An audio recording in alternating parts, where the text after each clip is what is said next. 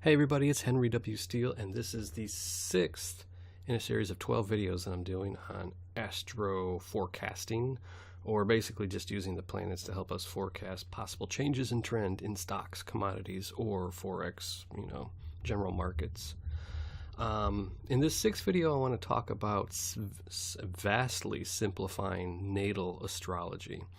Natal astrology is basically you find a birth point or a starting point, cast a horoscope, which means you take a picture of where all the planets are in the zodiac, and then as time goes on, of course the planets move from where they originally were, but as time goes on they will transit or move to points that are in relationships to the original positions of the planet at the starting point.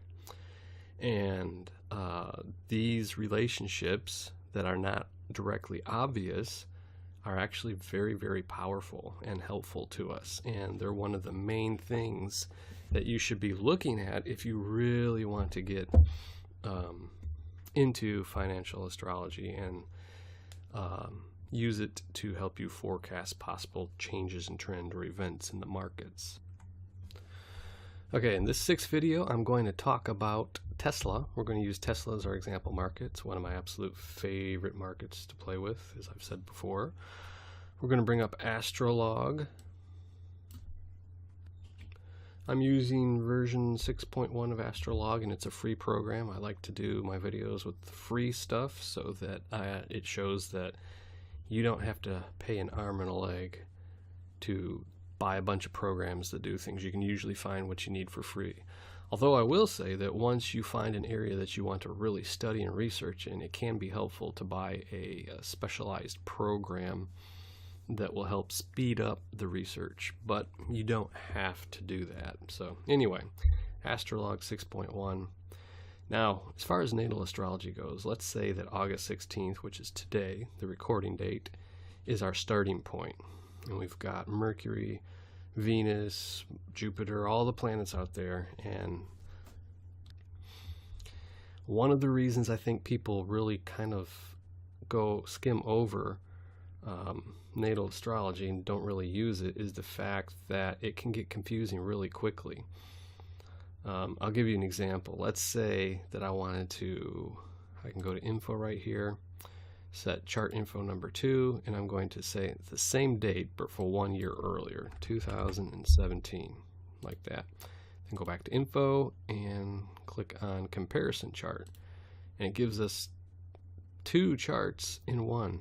And you see how this can get confusing really quickly. So my point with this is a lot of people, I know I used to a long time ago, ignore natal astrology, which is unfortunate because I think it's possibly the most powerful Western astrology to use in forecasting changes and trends.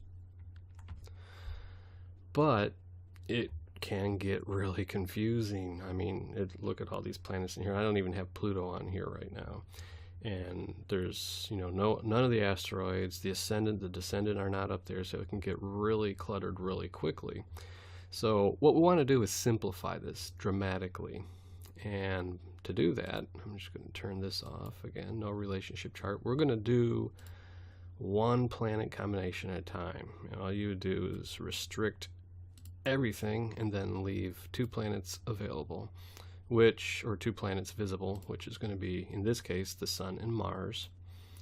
The Sun and Mars. Now, I already know that the Sun and Mars work very well for this particular market, so that's why I'm using them, because it's a positive reinforcement example. But what you'll actually have to do is bring it down to 2 particular planets. Start with the Sun and Mercury, or the Sun and Venus, or whatever.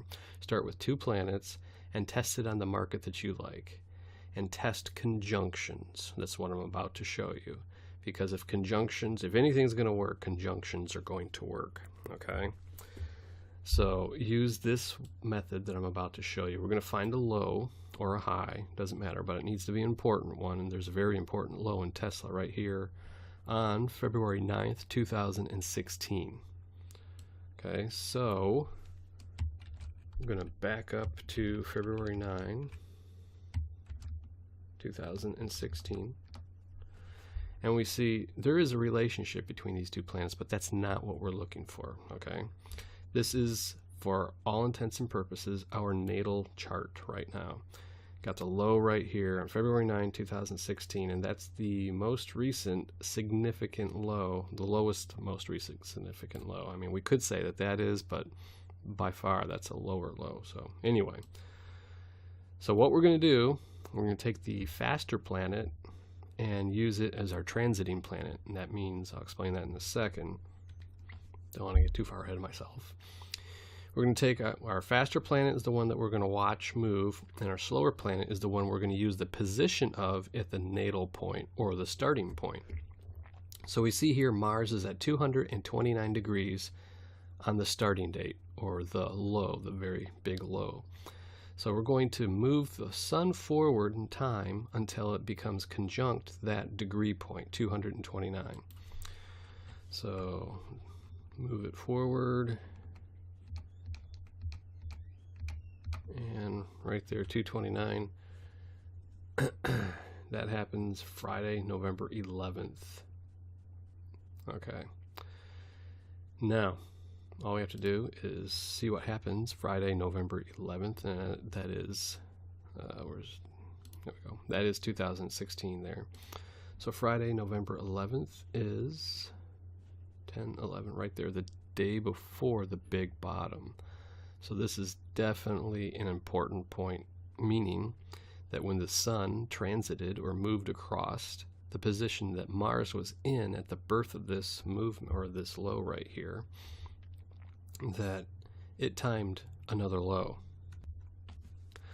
So that would indicate to us that there is definitely something to this particular relationship for this particular market. And then you would test it with other lows, so forth, you know, going forward, other highs, important highs.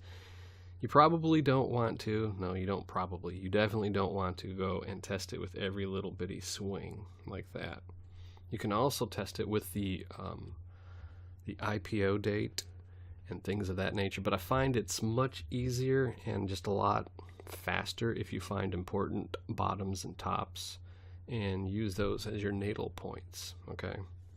Because you're going to get, if a planet combination is important to that particular market, you're going to get reactions from the natal point being important tops and bottoms. Like for instance, if we look right here, December 2nd, 2016.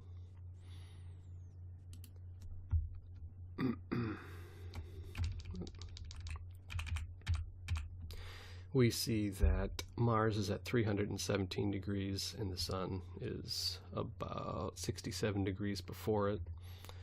Now, one thing you're going to notice is, like in the instance that I gave before, the sun was significantly before Mars, so it took months and months and months to get there. But we see here Mars is a lot closer, or the sun rather, is a lot closer to Mars, so it's going to take a lot less time. So Mars is at 317, so we'll fast forward till the sun is at 317. And we see that's February 5, so we're going to look for February 6, 2017. February 6 is right here, and which is, let me zoom in, the first significant day up out of this consolidation range right there. So that's one thing you need to keep in mind, is that these changes in trends that you're going to be forecasting, it's not going to specifically be the same polarity. In other words, if you start at a bottom, you're not necessarily going to get a bottom. Also, you could be finding a top or a bottom, or the start or the end of a consolidation or a sideways move. You can also find breakout points, okay? So that's why you never really want to use a timing method all by itself, regardless of how swell and cool it is. You need to use other tools also to help you get into or out of a market, because, you know, right here you might think to yourself, oh, well, we're at a top formation right here, so we're going to get a change in trend, the market's going to move down, and that would be what you expect. And that's not what happened. We were actually at a sideways, and then the market broke out and then went into new territory.